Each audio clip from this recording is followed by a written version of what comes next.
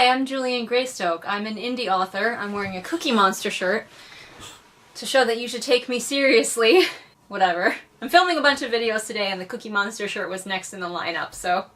I recently self-published what is actually my second self-published book. It's called The Wolf and the Hawk, and it's available on Amazon in paperback, ebook, and audiobook. For this book, I decided that I wanted to self-publish the right way. So, with my first self-published book, which is called Phoenix, I published it a long time ago. I don't know, it's been a minute. The edition that's out is actually a second edition. But that one was, as you can imagine, fairly unsuccessful because really the only advertisement I did for it was I had a couple of signings very locally in a library and a bookstore. So I didn't really get it out there. I didn't have a huge online presence when it came out, and so this time I was like, I want to do it right. I want to get a good cover. I want to format it correctly. Yeah. I want to have an audiobook. I want to do it right. So I thought I would sit down here and just kind of talk to you about that experience and what that was like. This isn't going to be an instructional video telling you how to do it. It's just going to be more like what it was like to do it, what sort of work went into it, and did I enjoy any of it. So in the beginning, it was very similar to how I always write a book. I wrote it, I edited it, I sent it out to betas, edited it again with their feedback a couple of times, and then I sent it to my editor for final corrections and that sort of thing. My editor does do a little bit of the formatting and not all of it, but she does do some of it, so she gives me a leg up as far as some of the formatting goes. But I still did have to go in and make sure that all of the chapters ended in page breaks, not just paragraphing down. Don't do that. That messes up your whole thing. I had to go through and make sure everything was looking even and good and all of the fonts were the same on in every chapter and all of that stuff. The thing that I hated the most was for the paperback, you have to have your margins, your page margins correct, and I really struggled to get that to work properly. There is a template that you can use, but it only works for Microsoft Word, and at the time I didn't have Microsoft Word. I do have it now, so in future I'll probably just be able to plug my books into the template and it will do it for me. But this time I had to do it all by myself, and trying to figure out how to get OpenOffice, which is the free program I'm using, to do that was a pain in the ass. And then I couldn't get my page numbers to show up, so I had to research that. So there was a lot of learning curve and researching in formatting it, and this is just the bare bones formatting. This formatting is not fancy. It's just the basics of baby's first formatting. But hey, at least it looks better than my first book. I took an entire day to do all of this formatting stuff. And I was able to sit down and just do it and upload it and all that kind of thing. Because I got a migraine. Which you think is bad. But I stayed home from work with a migraine, and I was stuck on the couch because anytime that I moved, I would get really dizzy and fall down. But the pain wasn't too bad, so I was just kind of stuck there, and I was like, you know what? I'm gonna figure out how to format this book. And it was slow going because, when you have a migraine, your brain's not working perfectly. But I just had nothing else to do, so I was determined. And honestly, that migraine day was one of the best days in the publishing experience, which sounds really weird, but I got so much done. And if I hadn't had that day of concerted effort, I think I would have taken a lot longer and been a lot more frustrated.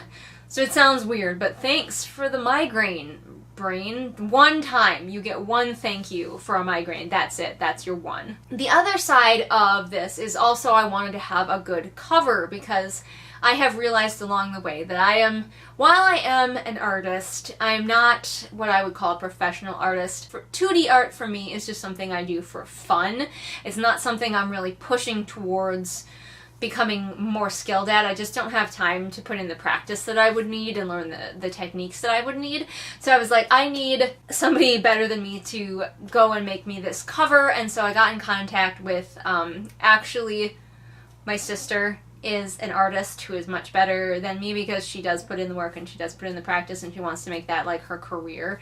So I contacted her about commissioning a cover. because obviously I'm interested in paying her what she's worth. She's going to be putting in this work. And I know not everybody has a sibling who happens to be an artist, so I did, before I went with her, I did check out things like Fiverr and stuff like that to see what I could find, but ultimately I mostly just used it for ideas of sort of the feel of the cover that I wanted to show to her, and then she also looked at my Pinterest board for the book. I had really no idea what I wanted for the cover. I knew I wanted maybe something to do with chess, but she really honed it in and helped me figure out what I wanted. Again, it was great working with a sibling because I could communicate with her as much as I wanted to about it, versus like working with somebody else where they might be like, you get this many notes and then that's it, that's the cover that you get, depending on what sort of contract you have worked out with your cover designer. But I was able to be very nitpicky with her. I could just message her and be like, can you tweak this like one thing and move that other thing. If she's still available, I'm definitely going to hire her for my next cover because I have no idea what that one's going to look like either. Oh, I'm so bad at covers, which is why I wanted a professional to help me with it. And she did a great job. You've seen the Wolf and the Hawks cover. It looks, mwah, chef's kiss. It's so good. If you are interested in commissioning her yourself, I can't guarantee that she would ever let you be as nitpicky as she let me be, because I'm her sister, but I will be putting her DeviantArt so you can check out her art. Sometimes she is open for commission, so check her out down below, link in the doobly-doo. But I knew the cover was going to be a big factor. I wanted a good looking cover. I only got the front cover, it doesn't wrap around. Maybe someday in the future, but getting that, figuring out how big it's got to be and everything, especially if you're not doing it yourself, I was too daunted by that. So the back cover is just black, and that's just going to have to be that way, and I think that's fine. But anyway, I'm very pleased with the cover, so I knew that was something that I wanted to do, to publish it right. And the last thing that I knew I wanted to do was a lot more promotion, hopefully without being obnoxious. Like, I wanted to find that balance of like, people know that I'm publishing a book, but also I'm not shoving it in your face so much that you don't want to watch my channel anymore. So I talked about it, especially like on my Twitter, I talked about it on my channel, and I talked about it on my author Facebook page and on my Instagram. I just kind of all over, but I tried to keep it to like maybe twice a week at most, talking about it any of those places. And I try to have it be a lot of details about what you could look forward to in the book, so it wasn't just like, I'm coming out with a book.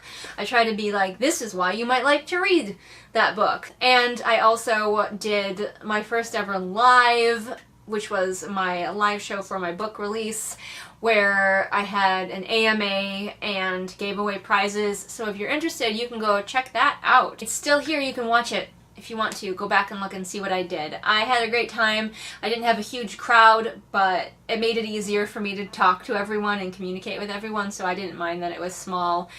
I knew with this release it was never going to be huge, that I was never going to get, you know, Jenna Moresi crowds. I decided not to do a street team, mostly because I just didn't think it would work. I don't have that many fans to begin with. I think it helps if you have people who are like really your stans 100%. And I have BookTube and AuthorTube friends who would probably try to help me out, but I don't have people who are just like hardcore, like, yes, I will die for you, let me be on your street team kind of people. So I just kind of didn't do the street team thing. I don't know how effective it would be. I mostly just did the promotion myself. I also didn't send out to any bloggers or anything like that. Again, because I wasn't sure with how small I am, how effective that would actually be, because none of the big names are going to read and review my book. It's just true. They're not. Who am I? They're not going to do it. So I decided, you know what, I'm going to accept that I'm small. Hopefully I'll grow, but I'm going to accept that I'm small and I'm going to do most of the promotion myself. Maybe that was a mistake. Maybe I should have pushed harder to get other people to read it, but I was mostly just really focusing on getting the book published on time. I did run into some problems with the CreateSpace thing, the using Amazon. There was a certain point where, as I'm getting the book all uploaded and everything, it was like save and publish, and I thought, because the Kindle one allows you to like have people pre-order and stuff, so I thought that that was going to be, there was going to be another step after I hit that button where I would get to decide a few more things, but instead it was like, nope, your book is going live. And I was like, what? No, not ready for that. So I had to unpublish it Nobody noticed it because nobody was like looking for my book to go live at that time. That was well before the release date. I just wanted to make sure everything was ready to go. So on that release date, I could hit that button and it would be ready to go. And I hit it too early, which unfortunately also locked in a typo. And I'm super annoyed.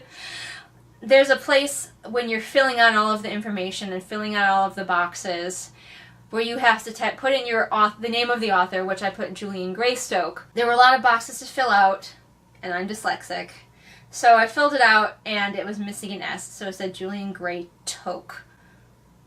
And when I accidentally hit publish, it locked that in. You cannot change your author name after you have published the book. And I didn't realize it until after the book actually went live, and I tried to search it with Greystoke, which is my actual author name, and it didn't come up until I tried it without the S, and I was like, fucking son of a bitch.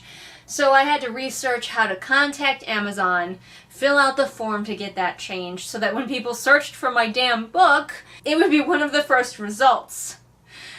That was obnoxious. That was obnoxious, Amazon. Why can't I change my author name after the book has been published? I mean, I guess maybe I kind of understand it, so you can't, like, publish a book and then go back and be like, actually the author is Stephen King. But, like, Amazon has to approve everything anyway, so why wouldn't they stop you doing that if you try to go back and do that? I just don't understand.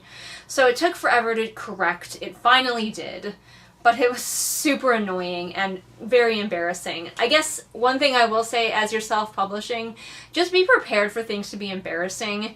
There are copies of my book out there that say Julian Greystoke on the spine. They're out there, they're special. They're one of a kind, well, like 5 of a kind. I don't know how many went out, but not that many. And they're just collector's items now. They're special, you got a special one. And you just have to accept that and roll with it, because there's really nothing you can do. After the fact, it's just a thing that happened.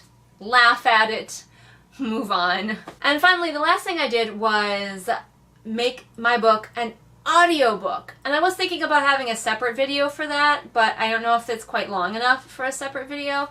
So, what was that experience like? I love audiobooks. You guys know that. I consume books almost entirely through audio format nowadays. Because my job allows me to listen as I work, is a super great way for me to consume books. I knew I wanted an audiobook. And Amazon does allow you to create one through them, so it can be on Audible, and it's very convenient. And to use it is free, but you do have to pay the narrators, and of course, obviously, Amazon takes some money off the top every time you sell one, but there's no upfront fee to use the program. However, you do have to pay your voice actors. And so I got my book set up in there, and also, unless somebody else knows how to do this, I couldn't set my book up to become an audiobook until it was already published. So I couldn't start the ball rolling on the audiobook thing until the regular book was already out, which is kind of annoying. I couldn't put them all out together. And the audiobook definitely took way longer than I thought it was going to, mostly through fault of Amazon. I got it all up there, and I entered my price range of like what I was looking for a reader, and then I went and I looked at a bunch of readers, because they can audition for your book, but you can also ask them to audition for your book. So I was like, nobody's going to notice my book. Nobody's going to audition for it. I better find some readers that I like. I found one that I absolutely loved. Her name, I will put it on the screen. Her first name is Penny. I don't remember her last name, but I loved her, and I was like, oh my gosh, she needs to read my book. And I messaged her like, please audition for my book. And she did, and I loved it. I even listened to another book that she had narrated just to make sure that I was in love with her voice. And I am. Working with her was great. She was very communicative, and even though we were in 2 separate time zones, so that was a little bit awkward, any corrections I had, she could easily fix. I tried not to be too demanding.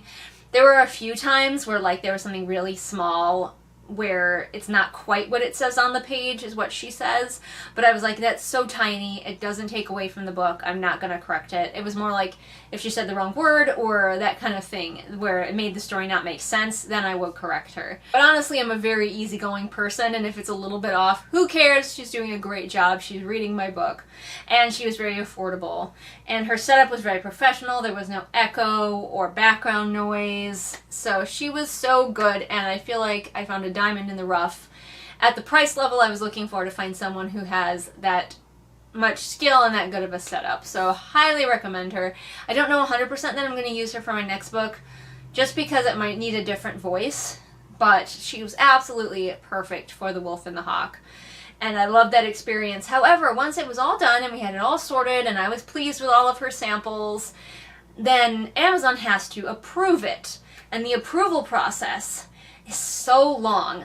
I don't really even know what they're looking for. Like maybe they have a machine or an algorithm or something that like makes sure that what she's saying matches the print text. Like in case for some reason if I was just not paying attention and just okayed all of her without listening back to them, she could say whatever the fuck she wanted. I don't know what somebody would potentially say that Amazon would have to catch.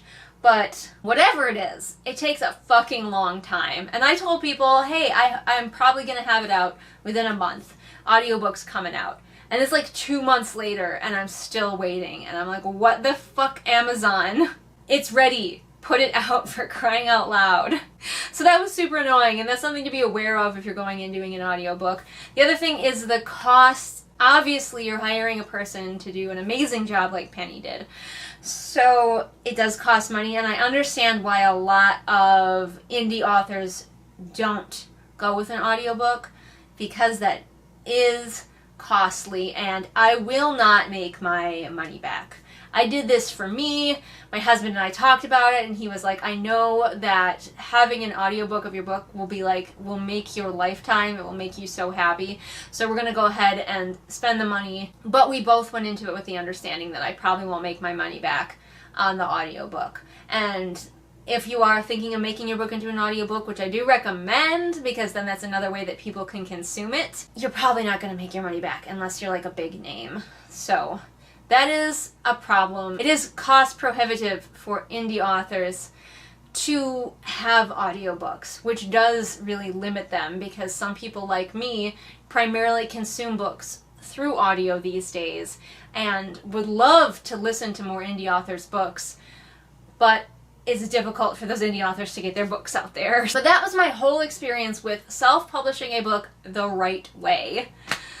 Gosh. Have you self-published a book? What did you think of that experience? Is there anything that you would change or do differently? Next time I get to experience trying to self-publish a sequel for the first time, so that'll be interesting. I hope you enjoyed this and found it, if not helpful, at least entertaining or informative. I post new videos here twice a week, if not more. And you can find even more content over on my Patreon, where for as little as $1 a month, you can get exclusive videos not seen here on the regular channel. If you feel like you want to stalk me, all the links to my social media are in the doobly-doo for ease of your clicking. It'll help you keep up to date on what I'm writing next. And I will see all of you again next time with whatever it is I happen to be doing next time. Bye! Well, hello, traveler. Why don't you sit right down over there and I'll tell you about some of the best patrons in the whole world, like Patrick, Anne Sophie, Callison, Ray, Artemis, Shelby, Zaire, Jesper, Irene, Scribbling Cat, Savvy, Jenny, Amanda, Lisa, and Lennox. Why, I bet you've never heard of a better group of patrons in your whole life. Uh-oh, running out of breath, but I got stamina. Uh-oh, running now, I close my eyes. Oh, I got stamina. Uh-oh, see another mountain to climb, but I got stamina. Uh-oh, I need another love of me mine, 'cause I got stamina.